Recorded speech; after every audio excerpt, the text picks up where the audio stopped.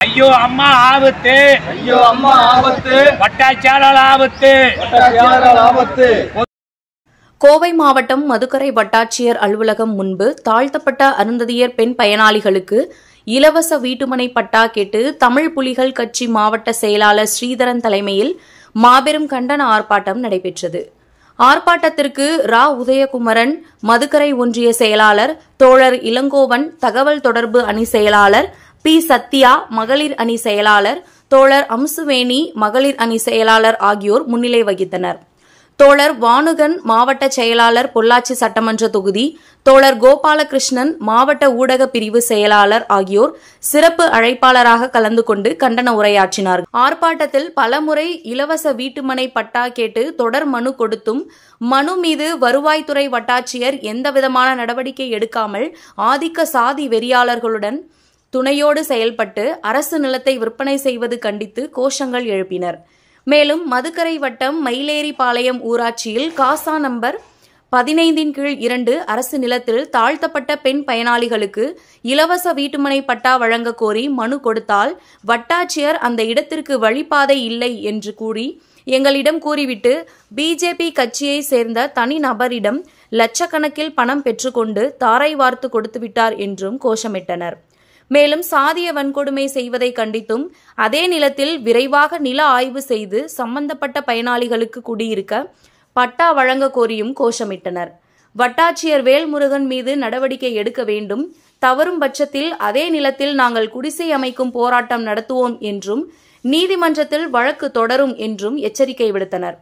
தாழ்த்தப்பட்ட அருந்ததியர் மக்கள் 57 நபர்கள் கொடுத்த இலவச வீட்டுமனை பட்டா வேண்டி கோரிக்கை மனுக்கள் மீது உரிய காலத்திற்குள் நடவடிக்கை எடுத்து காசா எண் 15/2 அரசு நிலத்தில் பட்டா வழங்க வேண்டும், தவறும் பட்சத்தில் சம்பந்தப்பட்ட பயனாளிகள் நாங்களே குடிசை அமைக்கும் போராட்டம் அறிவிக்கப்படும் என்பதை கோரிக்கையோடு வலியுறுத்தி ஆர்ப்பாட்டத்தில் ஈடுபட்டனர்.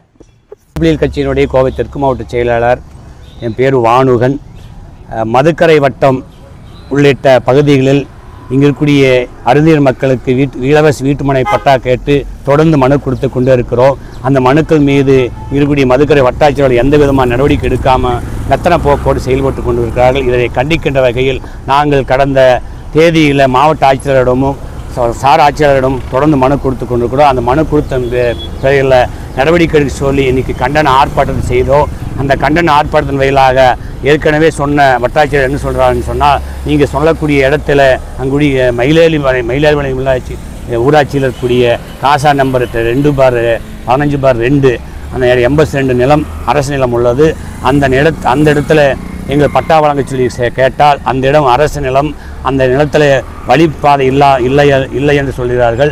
அதை சொல்வதோடு நாங்கள் கொடுக்கின்ற மனு மீது எந்த நடவடிக்கை எடுக்காமல் மெத்தன போக்கு செயல்பட்டு கொண்டிருக்கிறார்கள். எங்கள் கோரிக்கை என்பது இந்த குடிந்த மனுக்கள் மீது உரிய நடவடிக்கை எடுக்க வேண்டும். அப்படி தவறும் பட்சத்தில் இருக்கக்கூடிய மதுக்கரை வட்டாட்சியாளர் வேல்முருகன் மீது வன்கொடுமை பாதுகாப்பு சட்டத்தில் வழக்கு பதிவு. கிணத்துக்கடவு சட்டமன்ற தொகுதியின் மாவட்ட தமிழ் புலிகள் கட்சியின் மாவட்ட செயலாளர் ஸ்ரீதரன்.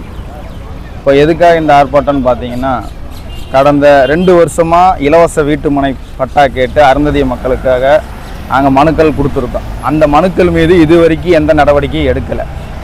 அப்படி கேட்டால் நிலம் கொடுக்காமல் இருக்காங்க. ஏன்னு கேட்டால் அரசு நிலம் எங்கே இருக்குதோ அங்கே இருக்கிற இடத்த தர்றோம், நிலமே இங்கே இல்லாத பட்சத்தில் எப்படி தரதுங்கிறாங்க. நாங்கள் கலாய்வு செஞ்சு எங்கெல்லாம் நத்தம் புறம்போக்கு அரசுக்கு சொந்தமான இடங்கள் இருக்கிறது என்று பார்த்து காசா நம்பரோட எடுத்து கொண்டு போய் கொடுத்தா அதுவும் என்ன சொல்கிறாங்கன்னா அந்த இடத்துக்கு வழி இல்லைங்கிறாங்க. இப்போ மயிலேரிபாளையத்தில் 80 சென்ட் நிலம் இருக்குது. அது என்னன்னா 80 சென்ட்டுன்னு சொன்னால் 40 சென்ட்டுங்கிறாங்க. 40 சென்ட்டை இந்த வட்டாட்சியர் 3 லட்ச ரூபா பணம் வாங்கிட்டு தனியாருக்கு அந்த 40 சென்ட்டை விற்றுட்டார்.